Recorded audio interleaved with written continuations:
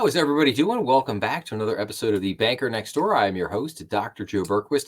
Today, I wanted to talk to everybody about something called private credit. This is a kind of a big line of business that has really grown in the financial services spectrum. It involves private equity, hedge funds, banks. And we're really going to get into this. This is something that has become kind of a very big deal recently. And I want to share with you, we're going to take a little bit of a journey here because I'm going to explain what private credit is. I'm going to explain how it started, where it's going right now, and then how it is kind of morphing into its next phase. And there are, as we see where this is going, we see some, I think, very troubling patterns as to similar type of things that we saw back in the 07, 08, 09 financial crisis. And so we're going to see how this whole thing plays out. But first, I just want to set the stage here. Let's bring up one of my favorite websites, Investopedia, and let's take a look at what is, so this is titled Private Credit versus Private Equity. What's the difference? So we're going to go down here. So securities traded on the public markets like stocks and bonds may be the backbone of most everyday investors' portfolio, but there are also plenty of alternative investments that aren't publicly available, like private credit and private equity. These assets can be quite profitable, but because they're also risky and tend to tie up capital for a long time, trading generally takes place amongst institutional investors and accredited investors. In the private credit market, investors make loans to businesses and sometimes individuals who may have trouble accessing credit from banks or the public market because there is often a heightened risk that the borrower may be unable to repay the loan. Private credit investors can collect higher interest rates than they would earn on bonds or other debt instruments. Private equity investing, meanwhile, involves taking an ownership stake in a company that isn't currently traded on the public markets. Unlike a stock, which can be easily bought and sold on a public exchange, private equity investments require investors to make a longer-term commitment with their capital. In exchange for this lack of liquidity, private equity investors also look for elevated returns. So what are some of the key takeaways here? So private credit investors lend money. It's basically like they act like they're a bank. So they lend money to borrowers who have trouble accessing loans elsewhere, while private equity involves buying ownership stakes in a non-public company. These investments may offer attractive returns, but their riskiness and illiquidity make them more suitable for institutional investors and accredited investors. Private credit offers more predictable and stable returns, while the higher upside potential of private equity comes with the risk of significant losses. So private credit. So when you invest in private credit, you lend out your money mainly to companies, but occasionally to individuals, and then generate returns by collecting interest payments, i.e., just like a bank does. Private credit plays an important role in the financial system by making loans available to businesses that may not be able to secure them through banks or the public debt markets. The borrowers seeking these private non-bank loans often have credit ratings that are below investment grade, suggesting a heightened risk that may not be able to pay their debts. To compensate for the greater risk of default, they generally have to pay higher interest rates. This means the potential for higher profits for investors willing and able to stomach the risk. Now, and then it goes on to say like pros and cons of private credit investing. Pros: rapid growth of industry, predictable returns, outperforming other fixed income options, diversification and low correlation with public markets, priority for repayment as creditor in case of bankruptcy, flexibility to manage risk by selecting different types of loans. The cons: stringent accreditation requirements and high minimum investments, illiquidity, increased default risk, management fees, lack of transparency, and regulatory protections. So private equity is generally, like I said, it's a private equity company. They basically invest in companies that are not publicly traded. And what private equity does is say a company comes to them and says, hey, we would really like to grow. We need money to grow. But, maybe, we've already have some bank loans, but we would like to grow very fast and then sell the company in a few years. So private equity generally invests on a like a 5 to 7 year time horizon.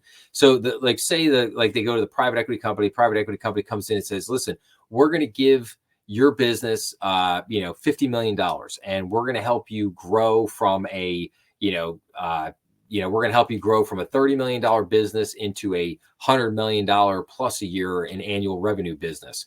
And we're going to basically give you this money. And in basically 5 to 7 years, we're going to say, okay, time to sell the business. And they're going to look to make a 20 to 30% profit off of that equity stake investment. And they're also going to say, okay, we're going to put somebody on your board now and to kind of oversee the investment. And then at that point, the person from the private equity firm is generally the person that's kind of working that deal. They get a spot on the board, and then now it becomes up to them just to kind of keep an eye on things and help to offer advice and stuff and managing the company to make sure that the company is hitting its growth targets and is setting itself up so that eventually in 5 to 7 years it can be sold. They can make their profit, and then when they make their profit, they take that money and reinvest it in another company, and they just complete the process as so. But private credit is something. It's basically loans made in a style like a bank, but this is something that is done by private equity firms as well. So they're not only making private equity investments, they're also offering private credit to some of their customers or for people coming in looking for loans. Hedge funds also do this as well. And so that now we get back to the point of like, well, where did this start? So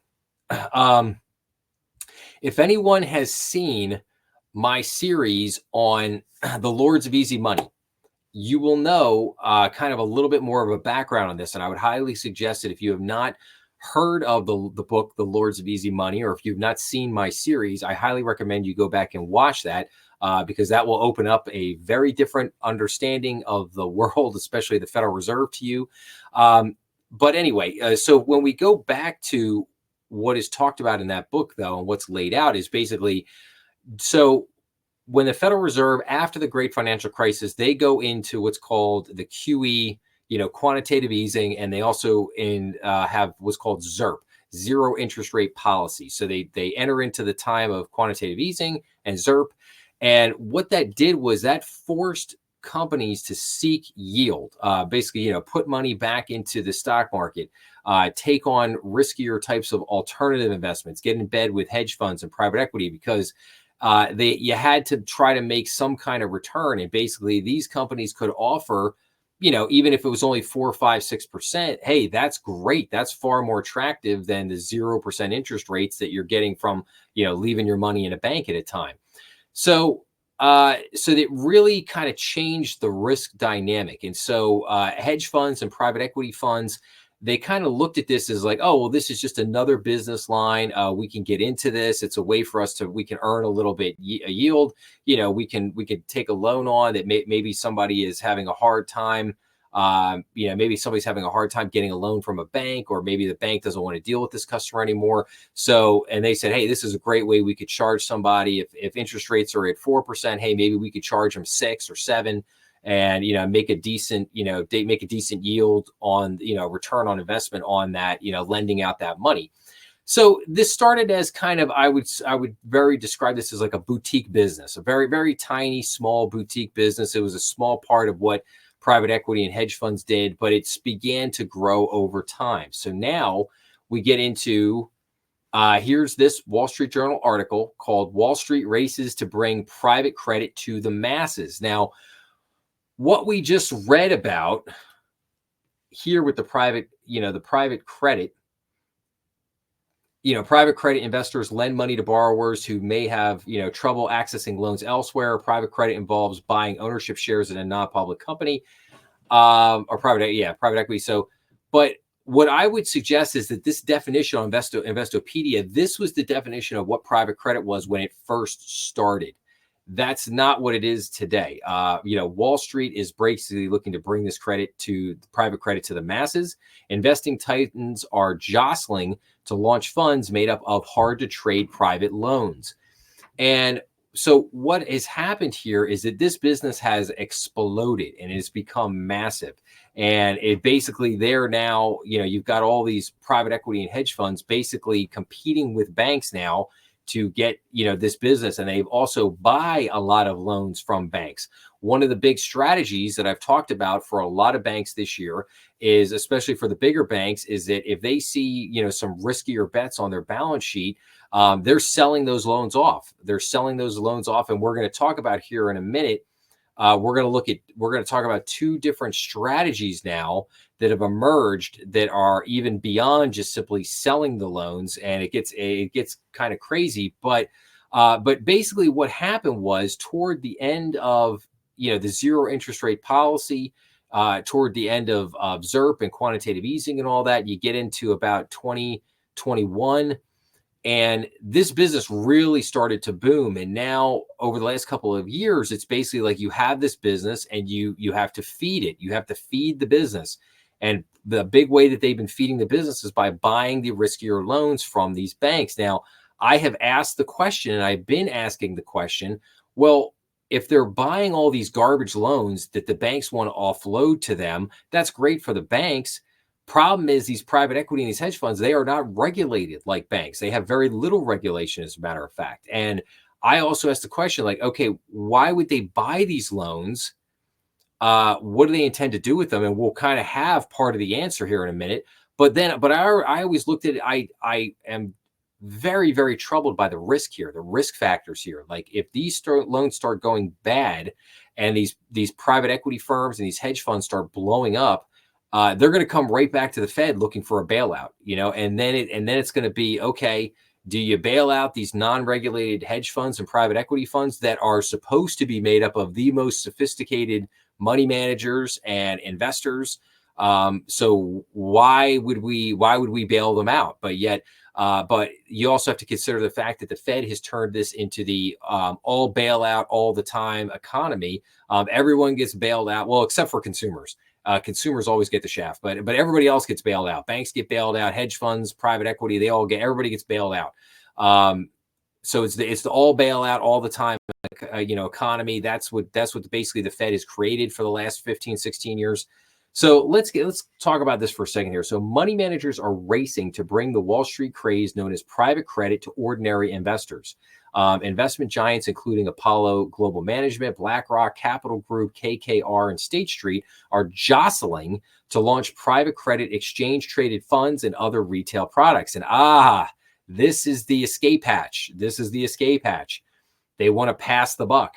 The funds would allow anyone to buy into the $1.7 trillion market for loans made by Wall Street's non-banks to corporations and consumers. So in other words, Wall Street has blown this business up. They have bought and made all these loans knowing that they're super risky. And now it's time to pass the buck. Now it's time to, we need to put these into exchange traded funds and other, money markets, other type of retail products. And then we need to pass it off to investors because we don't want to be left holding the bag when all this blows up.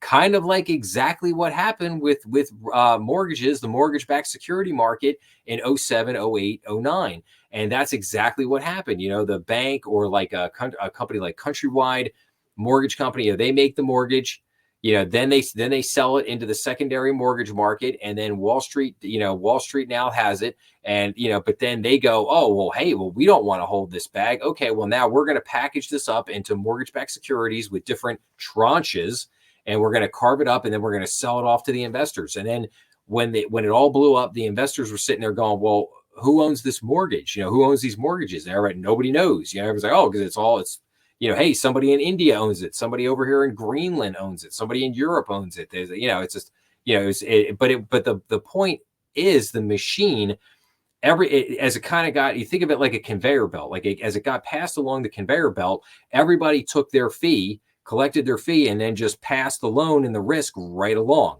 And it's sooner or later that thing blew up. But all the people that took their fee on the front end are like, hey, not our problem. We're good, man. We're out. Okay, so the winner will be whoever can offer a fund with shares that can be easily bought and sold and get the green light from government regulators. Their prize: full access to mom and pop investors when many sophisticated institutions are filling up on private credit. Now, remember what I just said in the definition. This is, wait for it, this is this is too sophisticated for regular people. So trading generally takes place amongst institutional investors and accredited investors, your supposedly most sophisticated type of investors. But that's not what Wall Street wants. Wall Street now wants to sell this stuff. They want to go to mom and pop. They want to dump this on mom and pop and basically, dump it on mom and pop when many sophisticated institutions are filling up on private credit. In other words, they know this stuff is crap. They know this stuff is bad, and they want to pass the buck. They want to pass it off to mom and pop, because who did I say always gets the shaft? The consumer. The toughest problem is how to turn rarely traded portfolios of private loans into shares of funds that individuals can dip in and out of. That is a key requirement for regulators, and a task that many market veterans are skeptical can be achieved. Yes, I'm very skeptical that can be achieved. It should not be achieved. Without reliable trading, the loans are difficult to value in the best of times, and many warn that such products can react unpredictably to market downturns. It is also unclear whether private credit can keep delivering high returns around 10% in recent years as less sophisticated buyers pile in. There is a mismatch in terms of the liquidity profile between private credit as an underlying asset and the daily redemption of an ETF, said Aaron Philbeck, a managing director at the Chartered Alternative Investment and Analyst Association, professional group of money managers. There is a question as to how exactly that is going to work. Now, here's a question. Here's a great chart here called Annual Private Credit Total Returns. So you can see here from 2017 to 2023, like I said, when it was a kind of a boutique business in its infancy, was generating an 8.1% return. From 2020 to 2023, it blew up, got to 10.39. And they're projecting basically here from 2023 through 2029, it's going to generate basically a 12% return.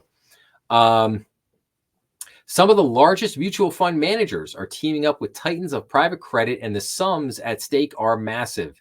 Capital Group announced in May a partnership with KKR to launch funds that invest in a mix of public and private assets, including private debt. State Street sought approval from the Securities and Exchange Commission in September for a private credit ETF that is co-branded with Apollo. Large fund managers came to dominate Wall Street in part by selling alternative assets such as private debt, private equity, and real estate. Alternatives tend to return more than public stocks and bonds, but often require investors to hold them for years. Fund managers historically sold the high fee products to big institutions such as insurers and pensions. Now, many institutional investors are full up on alternatives, and money managers are building products aimed at individual investors instead. Like I said, they filled themselves up, and now they want to dump it off. Okay, now let's go down here. So regulators are already struggling to set guidelines for the booming private credit market, which BlackRock projects will double in size to $3.5 trillion by 2028. Non-bank lenders historically made loans to mid-sized businesses, but they expanded into large corporate loans, then aircraft financing, consumer loans, and many other corners of finance as banks retrenched because of tighter regulation. Let's see here. It says, and then a federal appeals court in June struck down efforts by the SEC to make private fund managers disclose investments and fee calculations more fully to their clients. And let's see here. And then look at this, private credit assets under management. So you can see here, as of, this started off as a tiny little boutique back in 2000. And then again here, then we got up here about, 0.30, trillion here in 2010, and just kind of growing. And then about 2015, we get to about 500 billion. And then it kind of really starts to move up here, but then it finally hits $1 trillion here in 2020, and now we're up to about 1.74 trillion as of 2023. So, and then you can see here it's projected to jump up to double in size in the next 5 years. This has become, again, big business. Money managers think they can get the new funds approved by blending traditional credit with more conventional investments. But let's go down here. I wanted to look for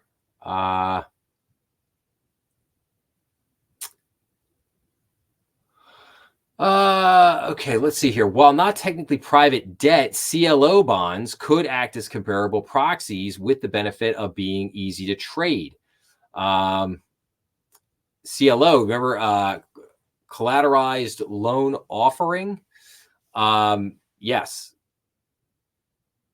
And then another area of development focuses on funds that limit withdrawals. Those are easier to operate and get past regulators, but would appeal mostly to affluent individuals that can afford to tie up part of their savings for a long time.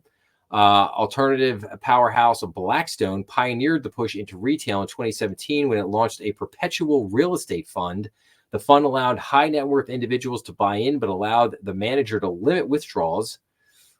And there you go. So now we've seen what private credit is, how it's grown, and now what are some ways that they're getting creative now with this.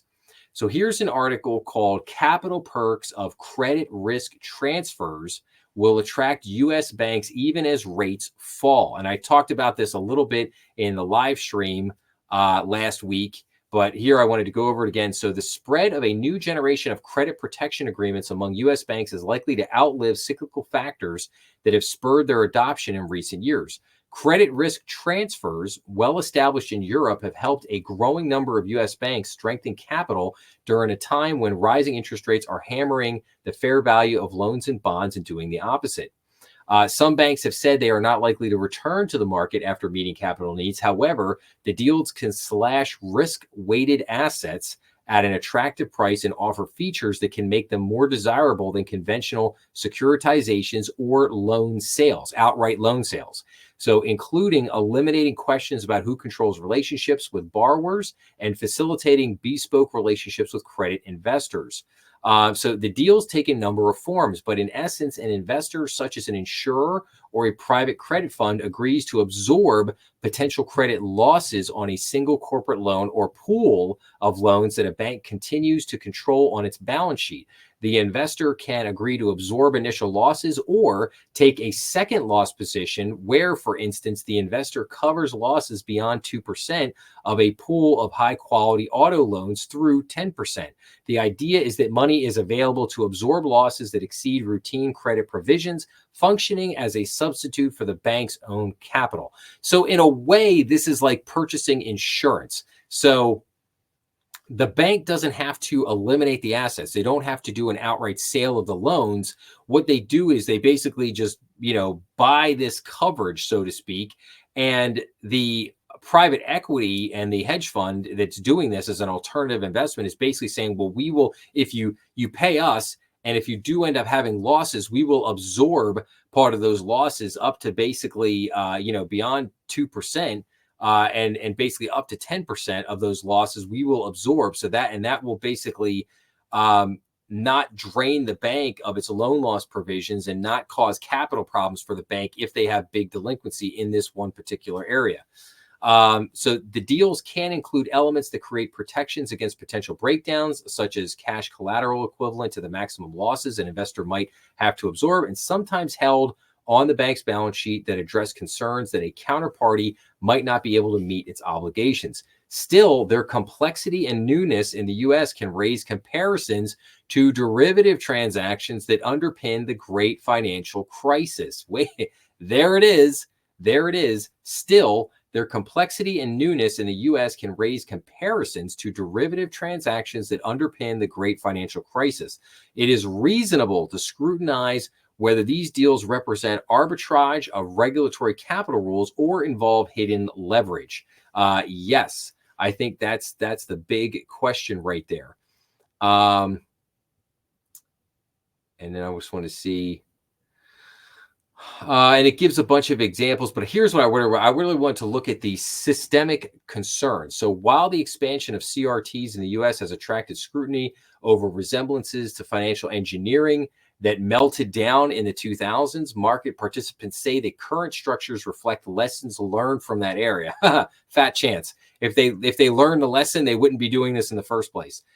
Skeptics have noted that leverage credit investors use by borrowing from banks recycles risk to the banking sector, but current arrangements are not characterized by back leverage that is provided on a one-for-one basis and are not a financing arrangement whereby the party at the end of the chain has taken the exact same risk as the lender.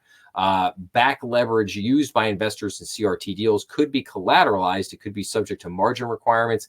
It is clearly subject to sort of borrowing base like the regular lending. And then it goes on to say, like, yeah, this is viewed more as a partnership, whatever, yada, yada, yada, blah, blah, blah, blah. And then they go on to try to say, well, regulators are still supervising all of this, even with banks that are providing leverage, they're still supervised. Yeah, but the regulators, what bothers me is they're letting it happen. They're allowing this to happen right now. So, and then here's the last thing I want to share with everybody. So, Goldman Sachs Group Inc. partnered with private equity giant Blackstone to create a new form of debt by packaging private fund loans, i.e., private credit, into bonds. Bloomberg News reported, citing a person with knowledge of the matter. Last week, the firm sold $475 million in bonds backed by loans that banks make to investment funds, according to the report. So there yet is another way. Again, like these articles suggested, they're looking to now package Goldman Sachs partnering up with Blackstone to basically create this private fund, these private loans into bonds, and then selling the bonds off to other investors. So, so this is a huge thing, and and anybody who hung in with me longer here on this episode, I appreciate it. I know this episode is running longer than the usual episode, but this is just such an important topic. Private credit is this big business that has really blown up. And I have a lot of concerns about this business. I have a lot of concerns that you have $1.7 trillion in loans, which I do not view as the best loans, sitting now on the balance sheets of these private equity and hedge funds. And they want to pass the buck now. They want to package these things up into bonds, ETFs, mutual funds, sell them off to mom and pop investors. And this is usually the last stage. This is what happens. Wall Street, they find a line of business, they blow it up, and then they dump it off before the thing blows up in their face. I don't think they should be allowed to do this. I mean, they're doing it. I don't think they should be allowed to do it. I've said before, I don't think these banks should be allowed to just sell these, like, oh, wait, we got some risky loans over here. Let's just dump that risk off onto somebody else.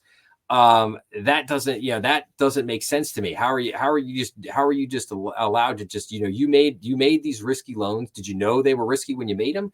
But yet it's okay for you to just dump them off onto somebody else. It's not, because that's not the same thing as like selling loans into a secondary market like residential mortgages. Like, in other words, everybody understands the way that the residential mortgage market is supposed to work, where you make a loan, you sell it into the secondary market, and then it gets turned into a mortgage-backed security, and then it gets passed off to investors.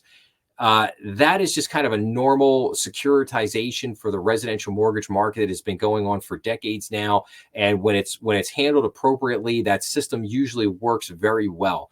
This is just blatant, like, all right, we're just passing the buck. We made these loans. We know that they're risky. We know they got problems, and we're just going to pass that buck off now to somebody else, So I don't know. Like I said, I have very mixed feelings about all of this, and I just think it's something that we really need to keep an eye on. And like I said, so I hope this episode was good. I hope people learned some stuff here, because I have no doubt we're going to be talking about private equity, or private credit rather, a lot in the months and the years ahead. So, but if you like this episode, please make sure to like, share, and subscribe. Remember, we are on YouTube, Rumble, and all major podcast platforms. Please make sure to leave your comments down below, as I always love getting back to people. Make sure to check out some of the other content on the channel, and I will talk to everybody again real soon. Thanks a lot.